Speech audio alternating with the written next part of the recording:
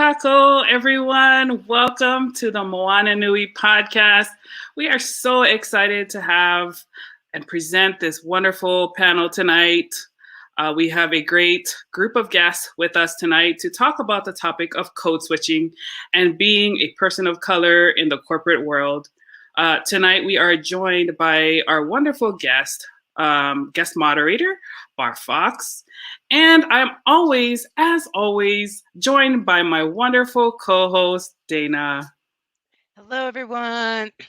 As a quick introduction for those that may or may not know me, I am Dana. I am a cosplay event and con staff photographer. You've seen some of my pictures with MomoCon, DragonCon, Anime Week in Atlanta, and DC Comics, to name a few. I'm also an event planner, a voice actor, and much, much more. And now I'm going to hand it over to my lovely co-host, Moana. Alrighty, guys. Well, just a quick announcement before we get started. Thank you, all of our listeners who are tuning in, whether it be live and on the replay. We really appreciate your support for the Moana Nui Podcast. If you would like to help us continue the show, we do have a Kickstarter campaign that is ongoing right now at moananuipodcast.com. It's also in the banner below. You can visit our campaign and pick up from some amazing rewards. We have books, we have podcasts, episodes that you get early before it's published to everyone else. We have art commissions and just so much more. So be sure to check out. There's a lot of ways that you can support. But for tonight, please just sit back, relax, grab your favorite drink, kick your feet up, and get ready for this wonderful conversation. As we get started, I will introduce our wonderful guest moderator, Bar Fox. He is the founder of Cosplay Your Way, which is a great organization that represents people of color and ensuring safe spaces in the cosplay arena. He has been a guest on our show before, and we're super excited to have him back tonight to moderate this panel. So we'll bring him up. Thank you, guys. Sure. I'm glad y'all had me back. I must not have messed up the last time. Yes. Welcome back. So what we're going to do now is we will bring up our guests and we will let Bar take control and take over the show. And as I said, sit back, relax, and enjoy. Welcome. Look at all these guests popping up. Hey, everybody. How are you doing? Hello. All right. Today, we are going to talk about something that needs to be spoken about more often, code switching. And I was one of those people when I first heard the phrase that was like, well, I never code switch. I've always been authentic and always been me. But as I did more research, I saw that I too have code switched for different things in different scenarios. And it was just interesting to do a self-evaluation and break it down. So we have a very amazing panel. I read y'all profiles. I was astonished. I'm like, I want to know him. I want to know her. So I'm going to let you introduce yourselves. And we're going to start with you, Christian. Tell us who you are and what you do. Sure. My name is Christian O. I have been in the DC Metropolitan or the DMV for the past 20 some years. I am the chair of both two different film festivals in the DC area. One is the DC Shorts Film Festival, and the other one is the DC Asian Pacific American Film Festival. I grew up in Ames, Iowa, Cleveland, Ohio, and Roanoke, Virginia. So when we get into code switching, I didn't even know I was doing it until much later in life. But I definitely can resonate with what I call, it's almost like a chameleon where you have to sort of change your colors per se. Terrible pun there, but understanding that you are sort of trying to adapt to the situation, the environment, or whatever it is. But yeah, so I'm very big into anime as well. I'm glad to meet fellow anime lovers, and I didn't realize that all of you guys were, or some of you were into cosplay. So I'm very excited about that. But I know the focus is going to be on code switching, so I'll keep it to that. And again, thank you for having me. You're welcome. And next, Rosa. Hi, my name is Rosa Singletary. I am a native Washingtonian, born and raised here in the District of Columbia. I went to college in DC as well. I went to George Washington University. I'm an engineer by trade, and I still do systems engineering, meaning basically I sit around and advise other people on how they should manage their programs and what they should do. I do a lot of volunteer work in the district within the school system. I think I'm one of those people, I'm one of those people that feel like they don't code switch, that feel like what you see is what you get on a daily basis. And when Moana approached me with this opportunity, I actually sat down and had a conversation with a couple of people about it. So we'll get into that a little later on. But I think that growing up in the district, attending GW, working for the federal government, being the only female in many instances, and then the only person of color, for whatever reason, I've always been like this. It doesn't come any differently than this. Nice. I love that. And LaToya? Hi, everybody. My name is LaToya Simmons. In the cosplay world, I go as Royalty Cosplay, and that's how Bar and I met. I'm originally from Ohio, Northeast Ohio, so shout out to you, Christian. I grew up about 45 minutes away from Cleveland. Then I moved to Atlanta, worked as a contractor down there for a long time in the sciences, and then recently moved to the DMV area. So I'm in Maryland now, also working for the government too. And code switching is something that I've definitely experienced my entire life. So ready to get into the conversation about it. But thanks for having me. Awesome. And Dedrin? Howdy, y'all. My name is Dedrin Sneed here in Atlanta, Georgia, originally from Snow Hill, North Carolina.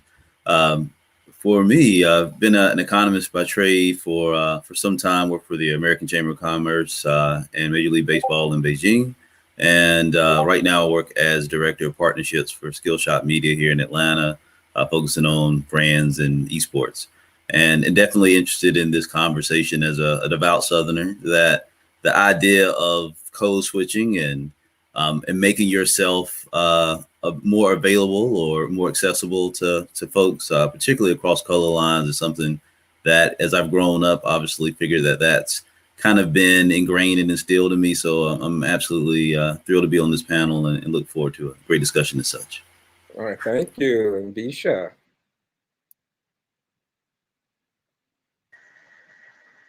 Hello, hi everyone. I am Visha Pawahi Souza. I don't know, what should I say? I am currently, or I'm formally, let me start with that. I formally worked with addiction medicine for 16 years. I no longer work with addiction medicine. I will be joining UBC Vancouver as a PhD candidate in the fall. My topics will be race, gender, sexuality, and social justice. So this topic, when Moana asked me to be part of it, was something that was right up my alley.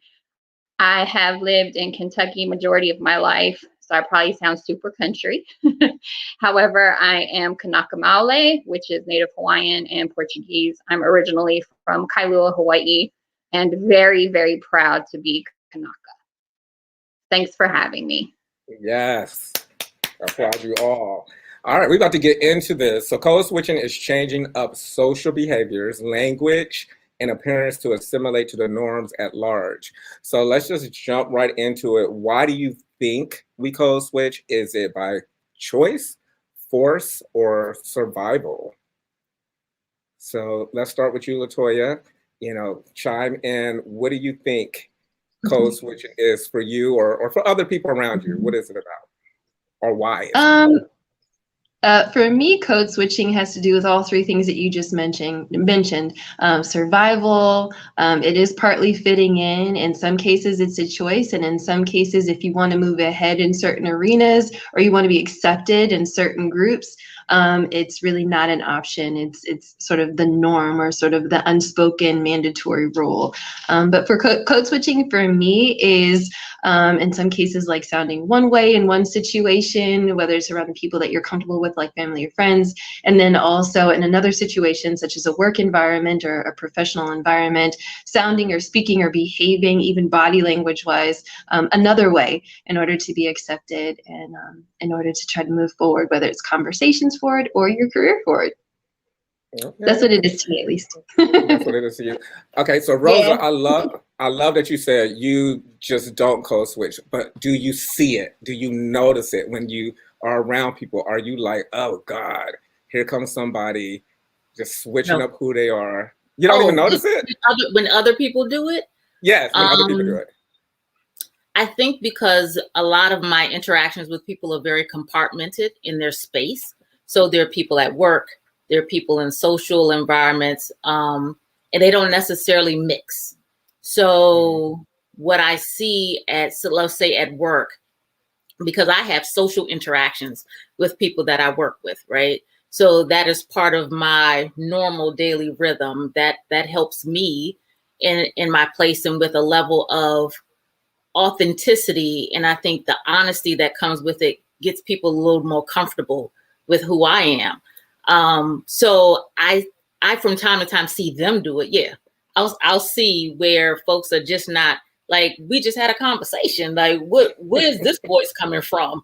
Like, what are you doing? Or they'll just be like, oh, well, I can't talk like that around whomever. And I'm like, why? Like, we just had this whole conversation and watch me break it down for you, because this is what they're gonna get from me. So I think part of my journey has just been that I have been fortunate enough to be in places and in situations that have allowed me to be just me.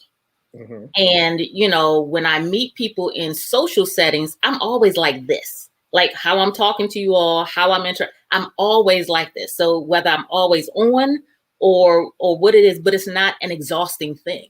Right. So I heard code switching the first time when someone told me, oh, my daughter does this at school and she's so exhausted by the end of the day in these interactions. And I'm like, wow, that's sad.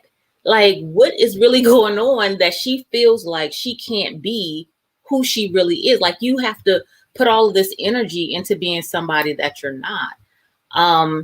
And I personally think that hinders some of these authentic relationships that could naturally happen, especially in the workplace. So we do have to make ourselves available in that sense that we're just authentic. And it's just, I've, like I said, I'm fortunate that I've been in just very embracing places, even in the federal government, where people were just like, oh, you know, that's Rosa. Here she is, you know.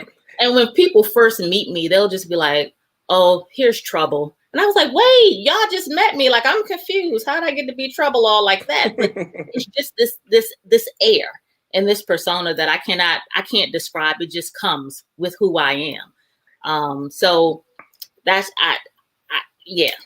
That's absolutely beautiful when you can just walk your walk and people allow you to do that and they agree with that, or if they don't agree with that, they leave you alone. It's just a wonderful thing. Right. And I'm not going to say that everybody agrees with it, right? So some people love it and some people don't.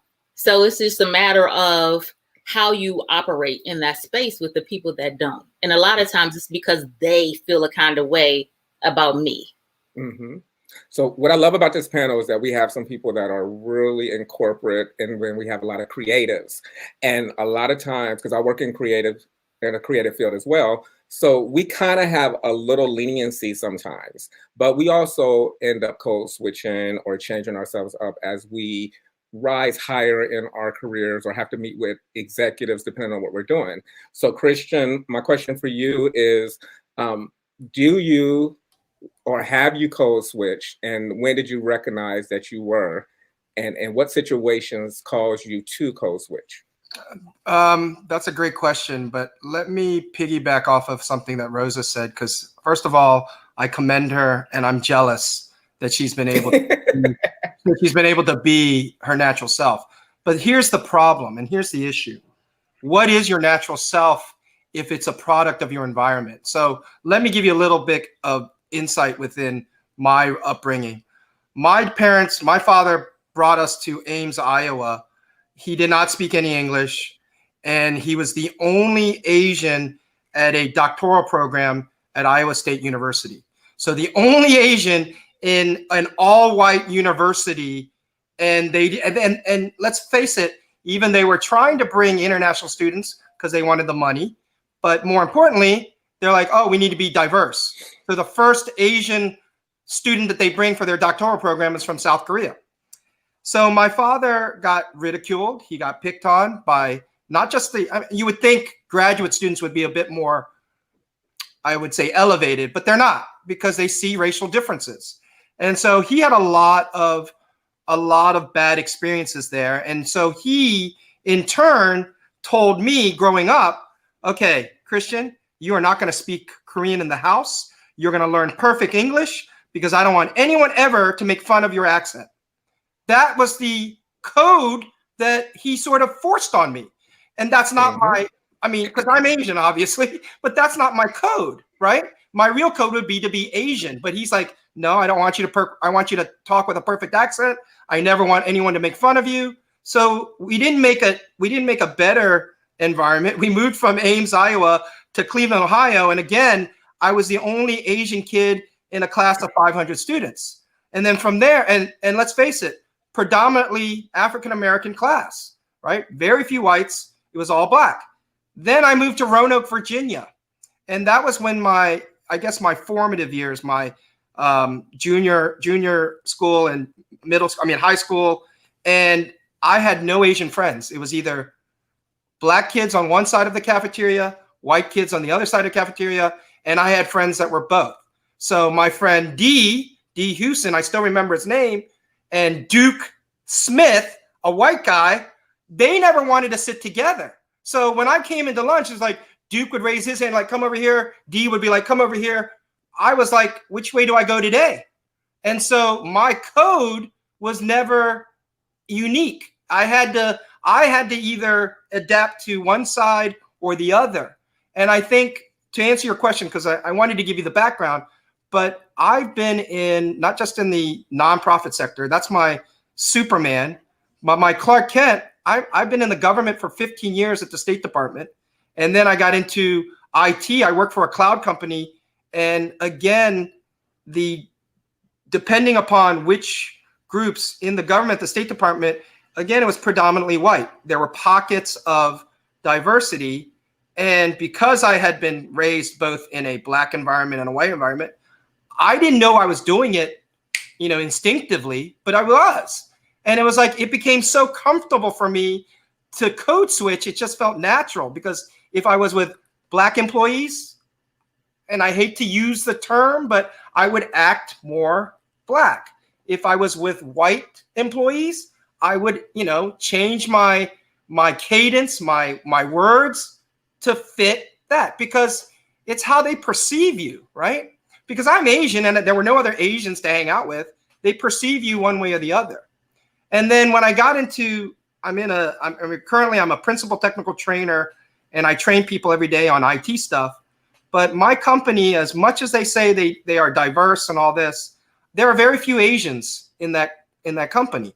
And again, I have friends who are black, I have friends who are white, and it just comes out instinctively. My brother, who didn't have that kind of diversity, he says he has a affinity, and the word affinity meaning he's able to sort of relate to white, Southern, almost redneck people, because he has a Southern drawl that comes out. Every time I hear him, he'll be talking to white friends, and it's like, wait a minute, that sounds very Southern. I've lost a lot of that. It'll come out every once in a while. You'll hear me say guitar instead of guitar, or you'll hear me say, drawer instead of drawer. That comes out, but it's because of my, I guess, the way that it was raised and shaped. So I think code switching, the biggest problem with code switching, I think the biggest cost, you guys remember back in 2012, Obama, when he greeted, I think it was the NBA team or the Olympic team, he greeted white players differently than he greeted black players, right? And then Key and Peele decided to make an SNL video about that just because of the way he was code switching automatically. And that happened. So, but I think the biggest cost of code switching is, who are you really? And that's why I really commend Rosa and I admire Rosa. I wish I could be, but I don't even know who that is because I didn't grow up Asian. I didn't grow up around Asians. I don't even speak Korean well or write it well. So who am I really? I'm a product of my environment, and that code is still sort of, what's the word? Sort of superfluous. It's sort of fuzzy because it doesn't adhere to one code or the other. And I hope that makes sense. Yeah, that actually makes a lot of sense. And it segue into my next statement or question. And Visha, I'll ask you, do you think that code switching is a skill set and can be taught as such? Because it sounds like Christian used it as a skill to make sure that he got along with as many people and made his day as comfortable as possible. But where do we draw the line with that's who you are, or somebody watching you from the other side and saying, oh, he's so phony because he was just rolling with us this day and now he's with them? So Visha, what's your thoughts on that, about it being a skill set, or is it something that is innate, or can we hone it for good? So I want to first say I'm much like Rosa. What you see is what you get.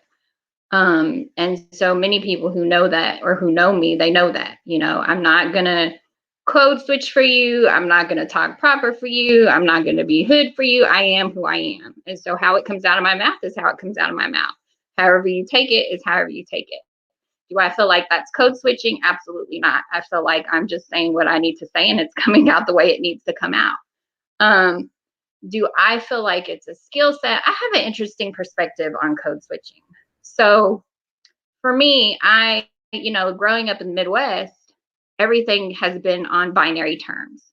So very black and white terms. Very rarely do people from Polynesia or oceanic populations ever get included into conversations like this. And when we do, like Christian said, it's usually from an AAPI perspective. So they want to group us with Asian Americans, and so we become something that isn't its own entity. So as far as it like being a skill set, we got to think about like the evolution of what code switching has become.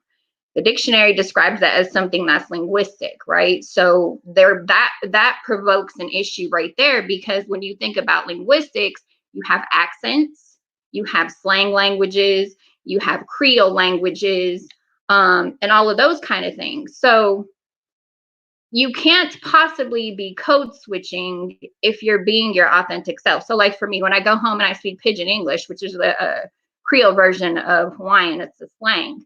I don't feel like I'm code switching. Like that's who I really am. I am Hawaiian. So that is the language that I would naturally speak if I was there. I don't feel like that's code switching though, because I feel like that's part of who I am. I think another thing that we need to recognize is that when we talk about code switching, being part of a skill set or not being a part of a skill set, I think it has a lot to do with the access of institutions of white supremacy. And what do I mean by that? Basically, what I mean is, again, growing up in the Midwest, looking at things from a black-white perspective, everybody is pushed into this narrative of being influenced by institutions of white supremacy. So institutions that have created barriers for Black and Brown indigenous people. So when you look at code switching and you say it's a bad thing, that's what you're going to hear institutions of white supremacy say. They'll say code switching is a bad thing because A, B, and C, and D, or you don't sound like us, or you don't talk like us, or you don't do this like us. And again, that's the thing. We have to think about the evolution of how code switching became a linguistic thing, and now it's like behavior modification.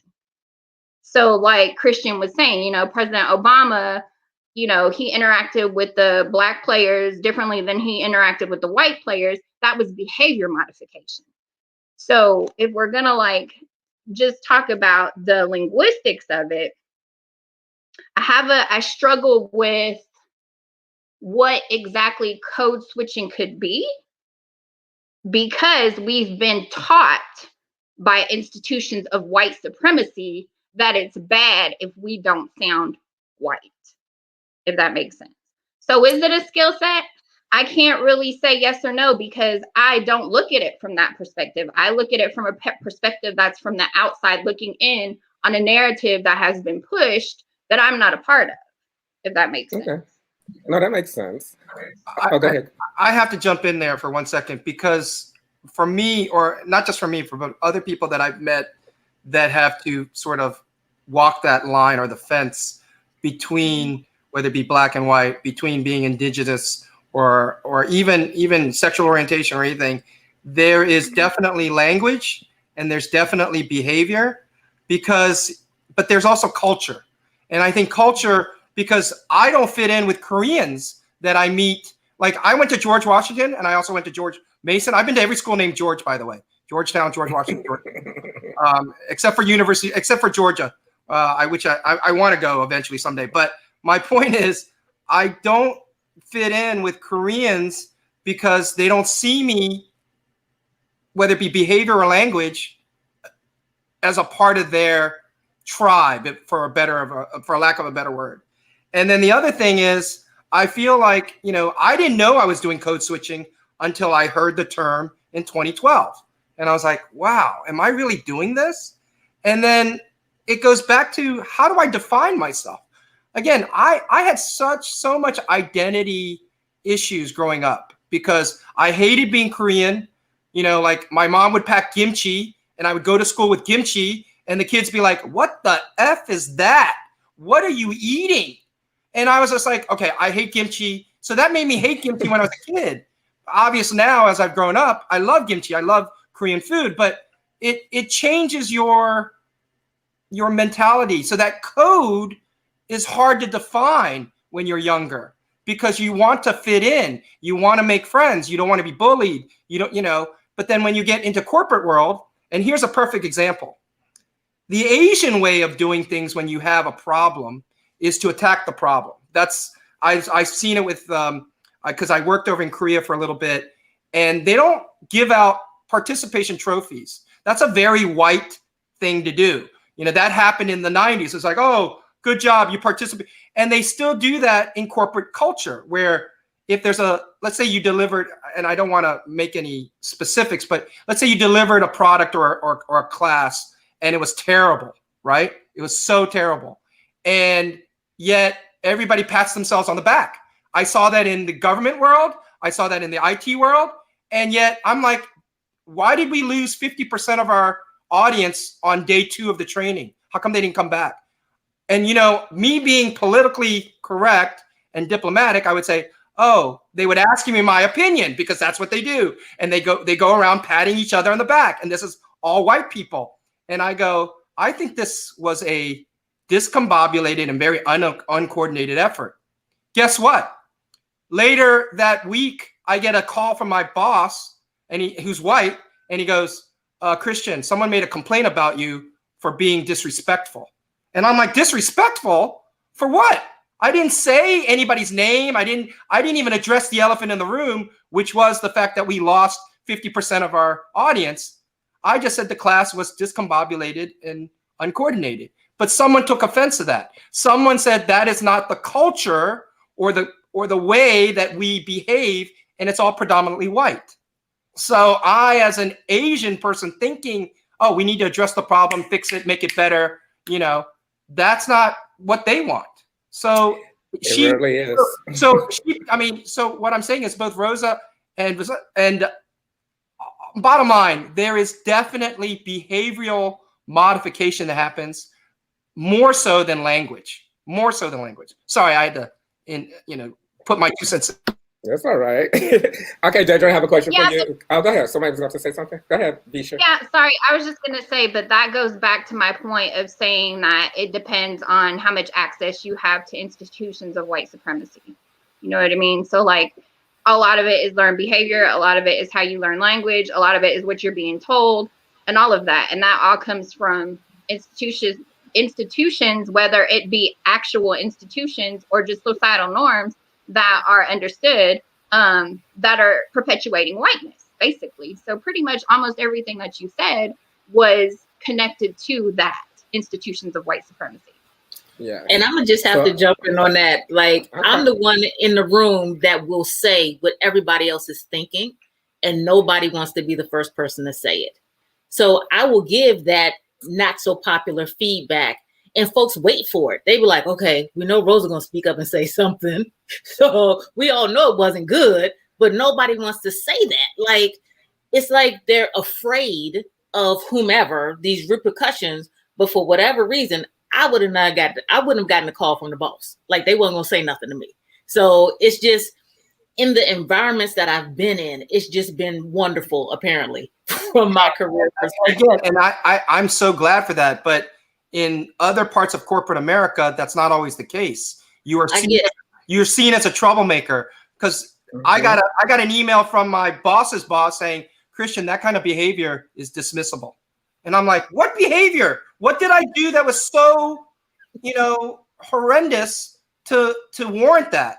Because they don't see you as a team player that way. And they're like, if you're not a team player and you're not going to be white about it, quote, white about it, then you're not going to be part of the team.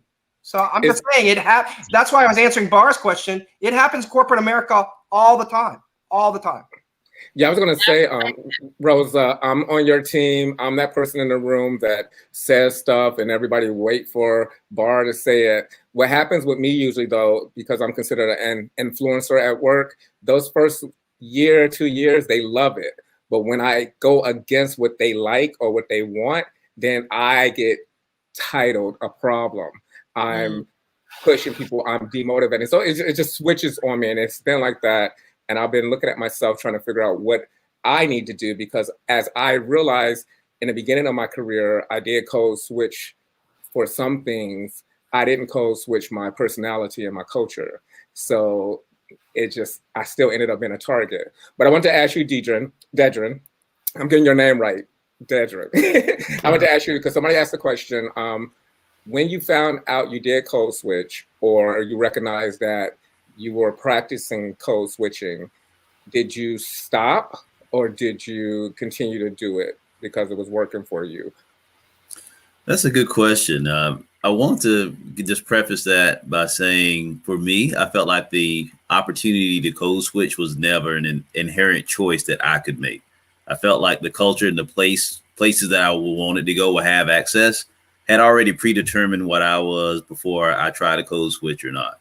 Right, especially when I got more into higher education and into the corporate culture, I felt like there was no switch that I could flip that was going to get me to this place. The only thing that was either going to get it was either hard work or dumb luck that was going to kind of get me from one place to the other. That said, the way that I grew up, particularly here in the South, and I think it was obviously said earlier that it was extremely binary. It was literally black and white. Right, it's the same establishments, the same places that our parents and our grandparents and great grandparents, they're the same stores. They couldn't go in the front door. I'm walking in the front door as a kid. Right. And now I'm trying to have that same conversation. But again, I don't think there was any, use of bilabial fricates or whatever you want to say from a linguistic standpoint that was going to make them see me any different. I could not speak English good enough. I couldn't have enough money in my pocket. I could not change, I could not be the thing that was going to really make me as accepted as I would have wanted to be, or empowered to do the things that I felt like I really could do. So I felt like for a lot of my situations that the code was already predetermined, right? It was just how could I react to how I was being treated. But I definitely understand that there's opportunities for me to use that ability or use what I think is a different persona. I think it is a skill set. I think part of it is cultural, particularly in the South, where, we say and have great manners, even when we don't mean it, right? Even we want the conversation to go a certain way. We want you to feel a certain way. We want to be on your side, even if it's just to end the conversation so we can go and say something behind your back. We want to go ahead and just have that set there. And I think that code switching works in a bit in that sense. But to just get right back to the point of it is, I think for me, it's always been the opportunity that I've been who I've been, but it's definitely not from the empowerment standpoint of the ladies that speak to that. I think it's been because I couldn't change, right? The things that define me were just they were too prevalent. They spoke for me before I could speak. Particularly looking at the things that I'm into, which is mainly geek culture, which is technology, things that culturally, when I was growing up, it defined you well past, being black or being white, being rich or being poor. You were just a nerd, or you were just that geek. You were that guy or that gal or that person that, you were too much of an outlier for us to even worry about trying to quantify you or we want you to go. So you're over there. So for me, a lot of my time simply was just trying to figure out, with how I was being determined by pretty much everybody, how could I get where I wanted to go? I mean, for me, that was education. That was more so embracing the things that people didn't like about me and turning them into my passions and saying, this is who I am. So I think I found the ability to more highlight those parts more than say there was a way that I could speak or engage with folks. Because just in honest sense, a lot of those folks I just never connected with. And I had to just take it. At the time, I didn't look at it this way, but I say that's just going to have to be your loss. But at that time, of course, as a teenager, you want to be accepted. You want somebody to, you don't want to be the butt of the joke. You don't want to be, you want to be on the other side. And there's a cost for that. I mean, and I think code switching is not necessarily a cost, but a lot of times it's price of admission. And it's just a way that it's been a survival tactic, particularly for people of color, specifically for where we are in America, because we know when we're talking about it, and it was said again, the institutions that we're talking about code switching towards are normally, heteronormative, Eurocentric, male with money and means. So these are the things that we've just as Americans been taught as this is where you should be going. And if you're not going in that way, then you need to adjust yourself accordingly. And I think that that's not right. But I think that inherently, because we need money to survive, we need jobs, we need to go to good schools. And we know the institutions have been very specific to make that not accessible to folks, particularly folks of color and marginalized opportunities and voices, that we do code switch, whether that's active, passive, or indifferently, that's just kind of the way that we've been handed our opportunity to converse, frankly, in the face of oppression. Yeah, that's awesome. I love that you said that you didn't even get allowed to code switch because your look, your vibe, everything was defined for you. So you didn't even have the luxury of going in there because they wouldn't allow you. One thing I wanted to bring up, because again, I have lived, thankfully, a very authentic life. But the issue I did have that I wonder if some of you had was the hair. So when I was first trying to get into corporate America, I had all these different hairstyles. I was doing my thing, but constantly told that I needed to look a certain way or my hair had to be a certain way to be accepted, to even go into interviews, to get the job.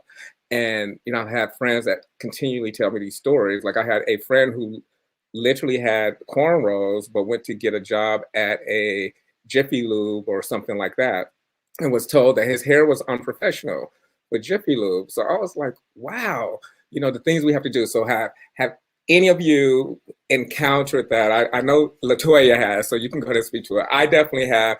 I fought it. I was the person that cut my hair off to get in the door. And then unfortunately after that, it was colored, it was long, it was ponytails, it was twist. Like you was gonna have to fire me because of my hair. But Latoya, talk to that if you could, speak to that. Sorry. Yeah, I definitely have had that issue. One thing I wanted to mention is that I have a lot of things in common with so many people on the panel, which is kind of cool. So my grandmother was Native Hawaiian, God rest her soul. She passed away a few years ago. But I grew up in Northeast Ohio where everything was black and white. And so she and one other woman from Guam were the only women or people of Pacific Islander background. So they were the only Asians in our small community. And so for me, my family is super diverse. And so we like our skin colors and our hair types and textures it spans the gamut. I mean, from people who are Caucasian to those who look Caucasian to those who look like there's some sort of mixture like myself, and to those who look predominantly African American or predominantly Hawaiian, right? And so in my world, in my little family world, it was, everything was accepted, no matter how I wore my hair, whether it was natural like it is now or straightened out like it is in the ad that we put up for this event. So it was really straight. But for me, I just, as a young person, people would just always, especially growing up in Northeast Ohio and everything being black and white, but myself being a mixture of different cultures, people would just always gawk and stare and be like, oh, what is she mixed with? She looked black, but she looked like she mixed with something else. So her daddy must be white. And I'm like, no, my dad's part Hawaiian. And yeah, but anyway, so I felt like I always had to deal with that. And even going to a private school, which was predominantly white, I did always have to deal with that, but I didn't mind. It wasn't until I got to the workforce that I started to mind, because people would treat me differently based on how my hair was for interviews. So I learned that if I'm going to an interview, and this is, I guess that you can call this code switching with my hair. If I'm going to an interview and I'm going to be interviewed by someone who is of European descent or Caucasian, I should probably wear my hair straight, right? And I've actually ran experiments with a number of different interviews to see if I wear my hair straight versus if I wear my hair like this. It's interesting how the questions shift and change, how body language even towards me shifts and change. So it changes, and it's sad. And I'm like, man, this is really a thing. Like, I get more better or improved job opportunities when my hair is straight, and when I talk with more of a European or more of American dialect, right? When I speak that way. But then if my hair is like this, then it's like people don't take me seriously in terms of the interview. So definitely I've done what you've done, Bar, which is when I go to the interview and when I start many of the jobs that I've been in the past, which are more in the corporate and even federal realm, I straighten my hair, right? Which is so sad, but it's just like, I do that because I'm like, okay, let me show them that I can speak their language. And then after a couple weeks or so, I just wash my hair, and then this happens. And then they're like, how did you do that to your hair? And I'm like, this is how I am naturally. Meet me, regular me, right? And so, like, I even had a supervisor one time who had a problem with once my hair was like this, because he interviewed me when my hair was straight. And once my hair was curly like this, he actually, in front of a team, yeah, we were in a team meeting. This man said, I wish you would put as much effort in your work as you do in all those curls you put in your hair every morning. And I said, sir, first of all, this what happens when my hair gets wet.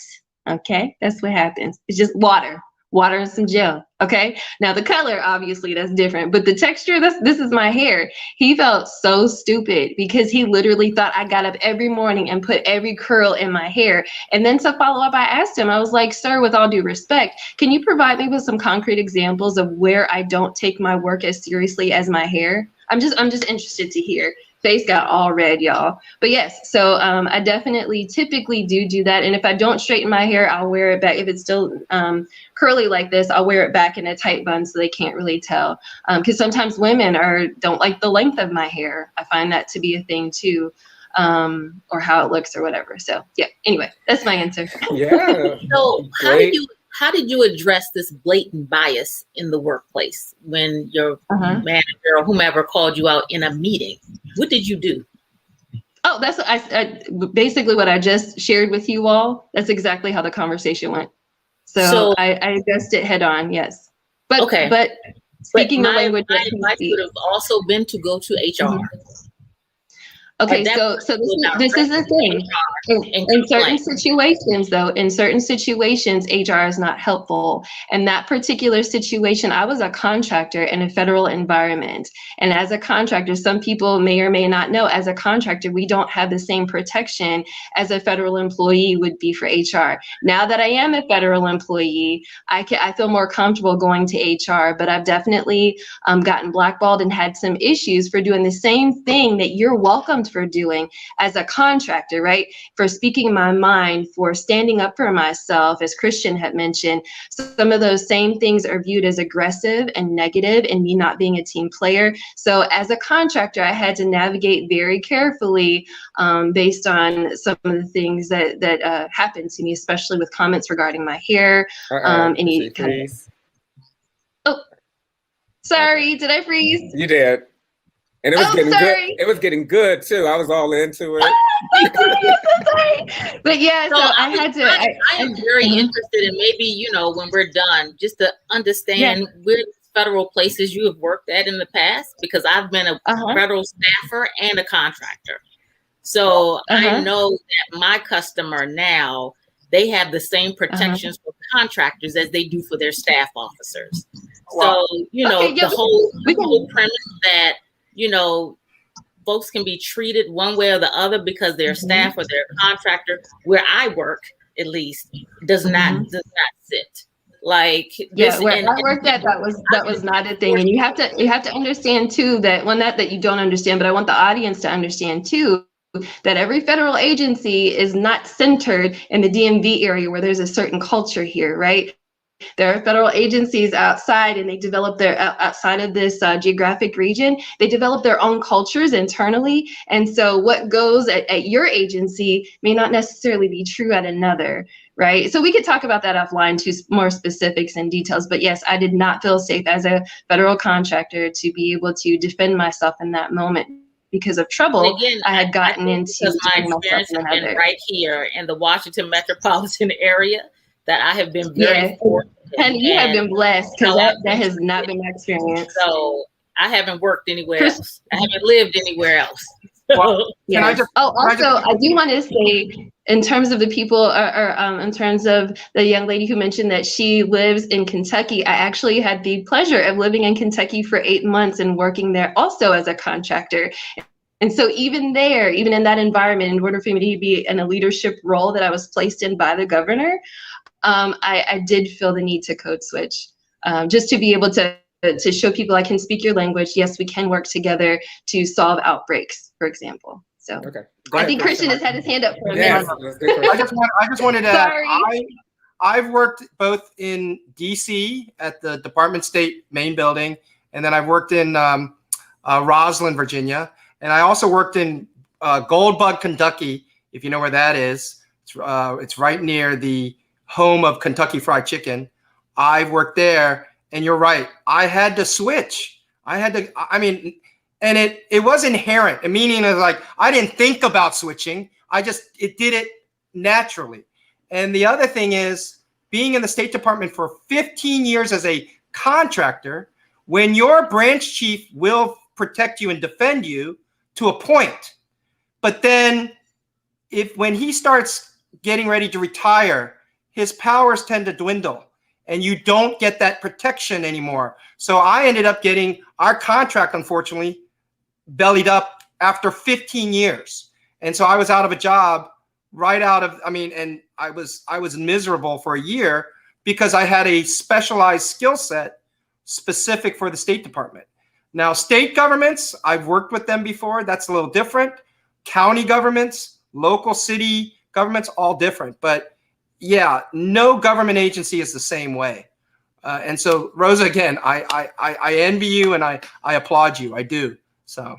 Oh, I'm about to move in with Rosa and follow her every day so I can have a life worth living. Okay, me too, because the drama I've been through and code switching has kind of helped me navigate. I'm like, I'd rather just not have to do it anymore, or not feel the need to have to do it anymore. I'm moving in, Rosa. I'm moving in. And I'm lucky. I live in I work in a creative field. I pretty much get to rock it like I want to rock it most of the time, since I work in television and film, but I still have some issues. I do have a question. So for those of us that have code switch, or that potentially, take our friend to the Christmas party or an event at work, and we inadvertently or subconsciously tell them, or not even subconsciously, we tell them they need to act a certain way or be, when you come, do this or don't do this, thinking we're just giving them a leg up. But at the same time, we're asking them to alter who they are.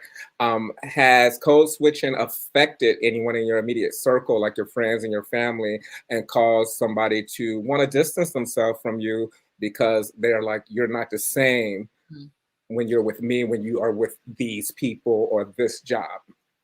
So I had that. Well, I didn't personally have the experience. My daughter did. I have a 17-year-old, and she has a friend from middle school. And I was like, hey, how come you don't talk to this person anymore? And she was like, he's fake. I said, what do you mean? What's going on? She was like, he acts all different when he's around other people, and it's just fake. He's not even like that. Blah, blah, blah, blah, blah. So the children see it. And what I would say for young people, and it was not in different, it was in different cultural environments. So all of the children with whom he was communicating were all Black, but some were from the hood, maybe. And then others were of a more proper, they had a different upbringing. So he chose to change his vernacular and how he navigated in those two different spaces, instead of just being that one right? Being, because you want to be accepted. And I think that's what I heard from at least 3 of you all, that it was about growing up in this level of acceptance that you had to figure out how to navigate in these different spaces versus being able to show up even in your formative years as who you are and being able to fit in, whatever that means for you. I've been fortunate with my children. They don't care. And part of it's because their mama don't care. Like, you don't have to be my friend. Like, we not, I was the group. I was my whole group. Like, I had 6 friends in high school that I'm still friends with to this day. And I could care less about anybody else. And my daughter was the same way. It was this group of people just follow her around like little ducklings. And I was like, those are your folks. And she was like, I don't know why they're talking to me. I don't know why, whatever, And my son would isolate himself from whatever. He played sports. He did whatever. He had football friends. He had baseball friends. He had swimming friends. He had track friends. But at the end of the day, he really didn't care. He fit in his own space where he wanted to be. And it's just a lovely thing to see with them, that they can just be whoever they are. My son is a soon to be 21-year-old who loves anime. How many Black boys that love anime in DC? Right? So, he just has there's a whole lot of them in Atlanta. Well, I said in DC. I know. So he just developed this love and is not ashamed of it. He would walk around with like a Captain America backpack. He had a Yogi, a Pokemon backpack, and just him, right? In high school. Like, and he's just like, oh, this is just me. I just do what I want. I'm just comfortable in my skin and in my space. And I think for our young people, because I saw a question about what would we tell our young people, you have to be comfortable with who you are. And if we're not raising our children to be comfortable with who they are, then they're going to go through these things growing up, trying to fit in and figure out where they're supposed to be and who they're supposed to be with. But you just have to be comfortable in your skin. That's true. Visha, go ahead, Christian. I didn't mean to interrupt Visha, but Rosa, I totally agree with you. I think for me, now that I've reached a major age milestone, I am comfortable with who I am. You get what you get. And, if I subconsciously am code switching, that's because as any animal or anything that's instinctive, you just do it because, it's not like I think about it and then do it. It just comes out. It's like learning a dance move. It's like learning, how to navigate. So I don't have any kids, but I have a lot of niece and nephews, and many of them are biracial. I have a niece and nephew who's quarter black, quarter white, half Korean. So she's got to figure out her identity, which is even tougher compared to what I experienced. So I'm hoping she's able to be genuine and understand that being genuine is all that matters. Be yourself. One other thing that I want to just piggyback off of LaToya, what I had back growing up, okay, you guys didn't see my hair, but my hair, I used to have very kinked hair because I was one of the Asian guys that had very curly hair. And I always had a hard time trying to make it straight. And I didn't, and even I tried to pay my mom, say, Mom, can you please take me to a place that can straighten my hair? And then I had my black friends tell me, oh, you can go down to this barber. They'll use, lye and stuff and they'll straighten it right out for you. And I'm like, what? Okay. And I didn't go that far, but I was like, all right, I've got to sort of adapt to what people want in the workplace. Like you said, I remember starting out in sales and they're like, your hair has got to be, you got to either get a buzz cut or you need to straighten it. And I was like, really? Why? It's like, it's not professional looking was the biggest terminology that they would always say to me. So I just wanted to let you know, I had a harder time as well. And then when I grew my hair out and I had a mullet, so again, this is going to date me, in Southern Virginia, that was acceptable amongst the white establishments that I worked at, which is so crazy. So again, I understand the trials and tribulations with managing hair. So sorry, Vidusha, I didn't mean to interrupt. That's all right. We're having a real good conversation. You guys are speaking from the heart. What I want to ask Visha, though, is because you just have such a strong presence, and I love it, just even looking on the screen. And I can see you would be someone that you come in a room, I'll say, she has something to say, let me listen, let me follow her. Since you walk to the beat of your own drum and you advocate for so many people, as we stated before, because as Rosa said, as a mentor or somebody that's living life, what would you recommend for people who are thinking about trying to navigate their life and considering code switching or not code switching, because you don't do it? So were you born this way? Did something happen for you to say, I'm not going to be that person? What would be your advice or your guidelines for people that want to hold on to their individuality and navigate this world, especially if a price tag or promotion or some type of growth opportunity is in front of them if they do assimilate? So what I would tell somebody is kind of what Rosa said, right? So to just be yourself. But at the end of the day, how anybody, whether they're corporate, because I done taught cash money to corporate several times, administrators and everything, and I wish they would. But that's it, right? So you have to know your worth. And you have to know that if your mother did not speak to you like that, then these people up in corporate America or wherever does not get the privilege to talk to you any kind of way. Your mama didn't talk to you, your grandma didn't talk to you, or whoever raised you did not talk to you. So don't put so much influence on, I need this job, because if they're going to disrespect you when you're a little man on the totem pole, think about what they would do to you if you became more elevated in corporate America. Yeah, they want to rub shoulders, but like it was mentioned before, it's that backhanded acceptance. Or, oh yeah, I remember when she was this and I remember when she was that, and now she's up here. And then they want to say all kind of things about you from when you was, a little man on totem pole. But yeah, I mean, like, that's my thing. Is just, you can't let people talk to you any kind of way, and just to be yourself. But to give a little context about things, my father was military. So my parents are Hawaiian, Portuguese. My father's Portuguese. My mother's Hawaiian, Okinawan. And so they were born and raised. I come from an extremely large family. There's over 100 of us. So I didn't grow up in Hawaii. My dad was military, so I traveled all over the world. And so the majority of my friends were Black. It's always been like that. Not to say that I don't have white friends, because I have plenty of white friends, but the majority of my friends are Black. And so through all of my education, I did a minor in African American Studies and started to understand like why I feel so connected to the African culture, or African American culture, is because, Polynesians are African innately 60,000 years ago.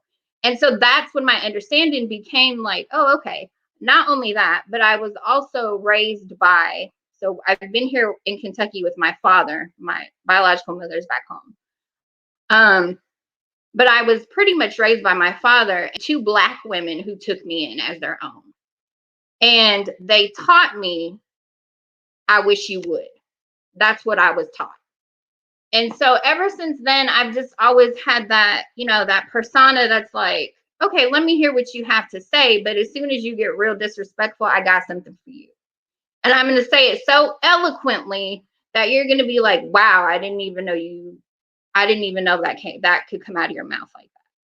Because they're so used to me just being, just being who I am. Like Rosa said, but I'm like that. I'm blunt. I say what I need to say. There's no secret feelings. If you know that I like you, you know that I like you. If you know I don't like you, then you know I don't like you. And I don't hesitate to tell you I don't like you. Okay. But yeah, so what I tell people is just to be yourself and to allow space for authenticity and to just know your worth, just know who you are, know where you came from, know why you came from there. And a lot of stuff that I think about too, because I've worked in psych for so long, is to find some understanding of why we do the things that we do. And so that's why I'm so, when we talk about, like I said in the beginning, when we think about what code switching is, and I said it has access to systems of white supremacy, we are so ingrained with systems of white supremacy in America that it's ridiculous. We don't even know it. And so I think code switching has a lot to do with the access that Black, Brown, and indigenous people have to deal with, or not deal with if they choose not to. Again, it's that binary for me. I don't live in that binary. So I can't speak from a Black person's perspective. I can't speak from a white person's perspective. I can only speak from mine.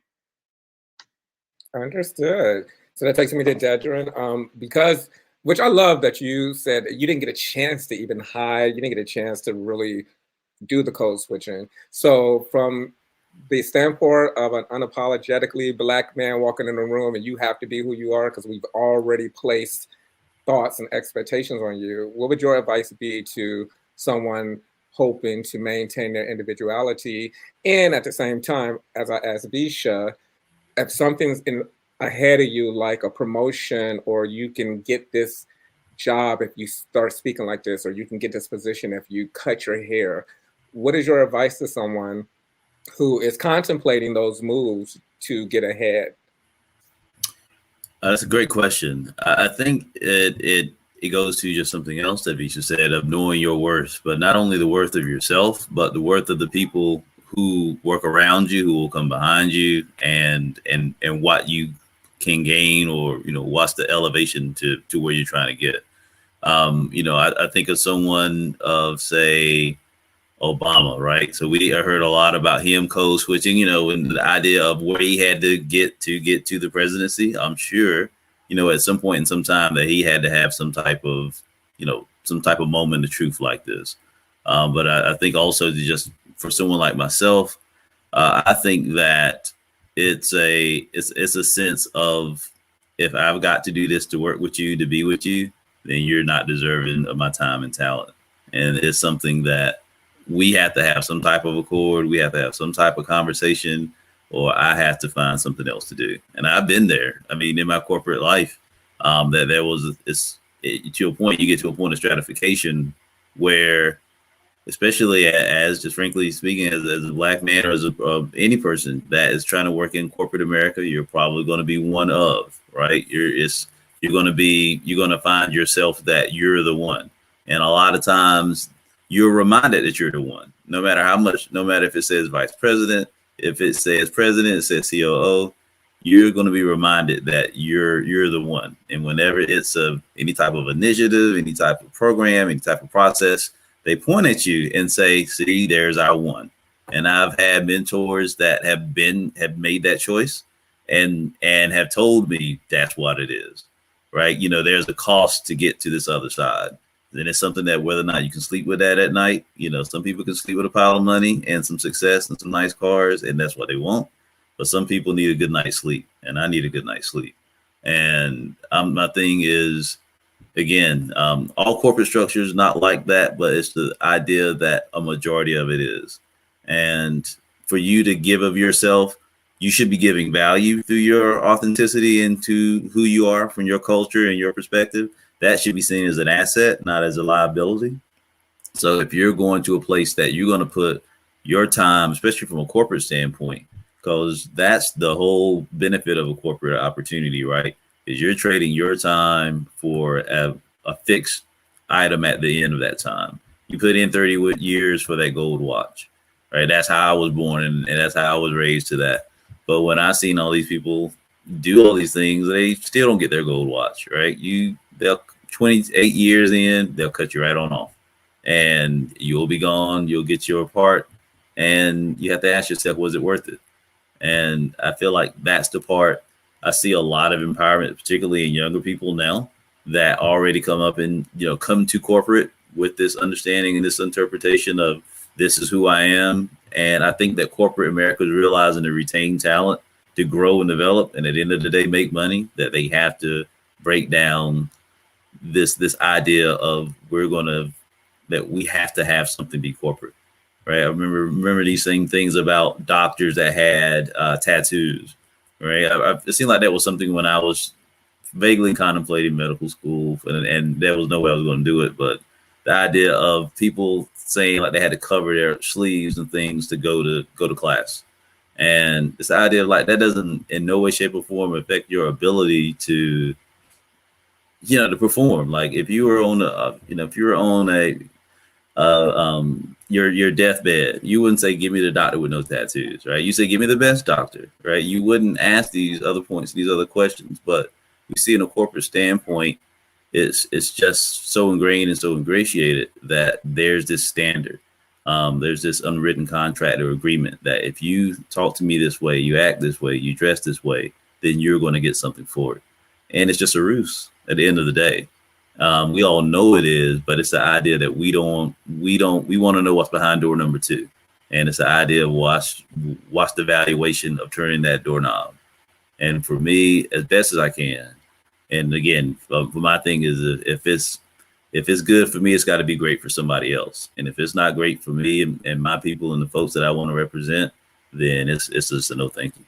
And just have to find something else. All right, very well said. You brought up a point that I wanted to get to next. I've talked to a few people who actively code switch. We're just going to go ahead and give it a tag, and they're so taxed. They're so tired. And the point that you brought up about coming home and being able to sleep and be at peace and coming home and it's a sanctuary is a very important point, because what they are losing and the price they're paying to try to assimilate is really causing them harm, making them sick, making them angry, or mistreat the people in their lives that really matter as they continually try to be this other person for these other people, for the peanut gallery. So, I wanted to know, do you guys know someone like that? Do you know someone who does need some coping mechanisms to either find some balance in code switching if they do it, and letting that go and getting relaxed, or if you know someone who needs help with that, and if you do, will you be there for them, or does it annoy you that they are allowing themselves to be in this predicament? I think I'm always there for people to help them cope in their spaces. Like I said, an associate of mine was telling me about her daughter. So it's like all I can do is offer my advice, right? I'm not in that space with her, and understanding what her mom is telling her at home. Like, what are you telling her to help her deal with the fact that she feels like she has to be somebody that she's not in order to fit in at school? And then for adults in the workplace, I definitely advocate for my coworkers. Like, that's just how it is. My thing is, if one person can't get away with doing something, then nobody can get away with doing that same thing. And that's just how I approach a lot of things in life. Like, we all have to be treated equally. We all have to be treated fairly. And you call those things out when they occur. So, you know, I've had to learn over the years how to temper how I call things out, right? So it's the thing of, I can pencil whip you to death. I can send an email that'll make you cry. You'd be like, Rosa cussed at me. No, I didn't.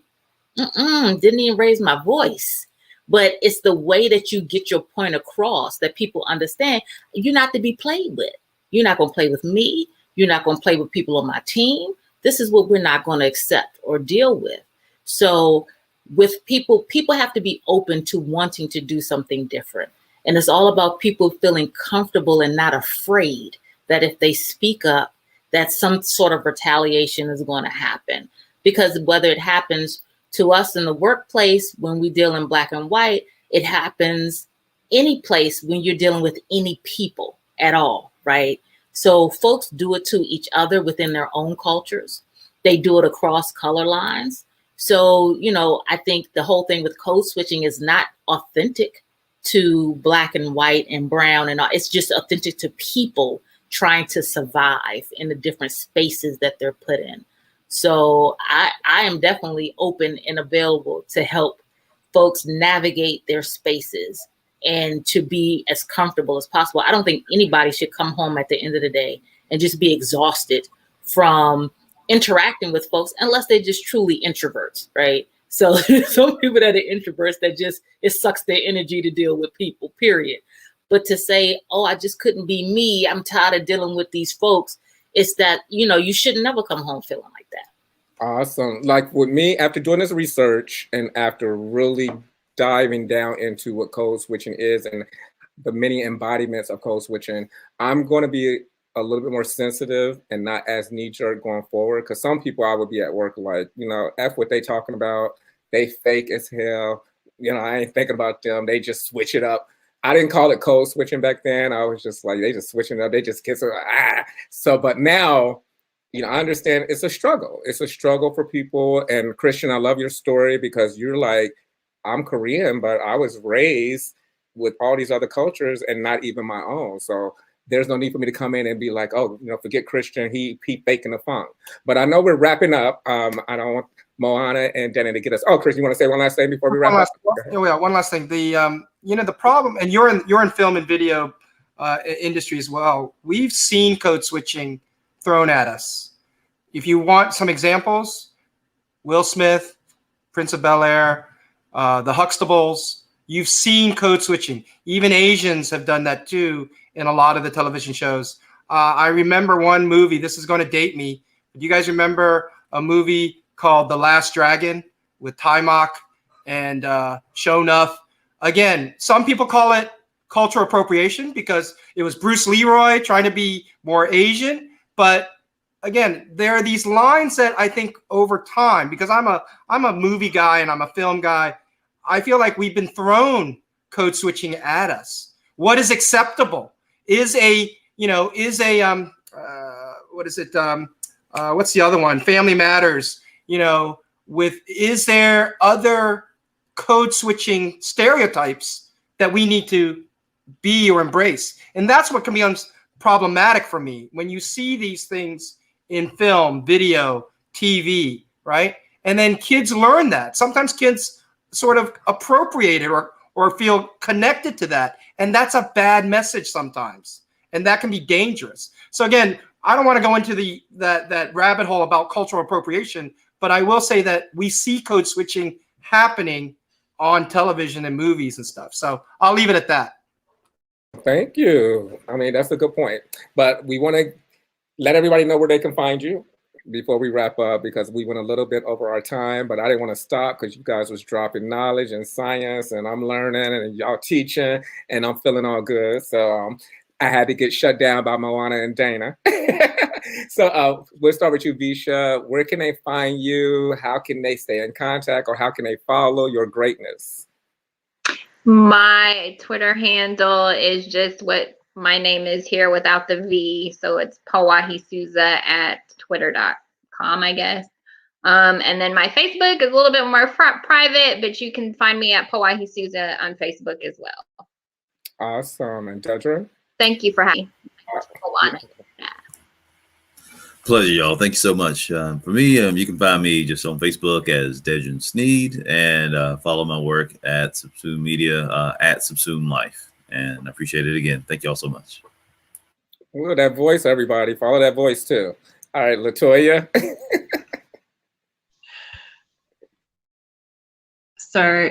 Sorry, I keep having problems with my mute button. But yes, Dedra, the voice is everything. I did remember seeing some comments come up talking about your voice too in the chat.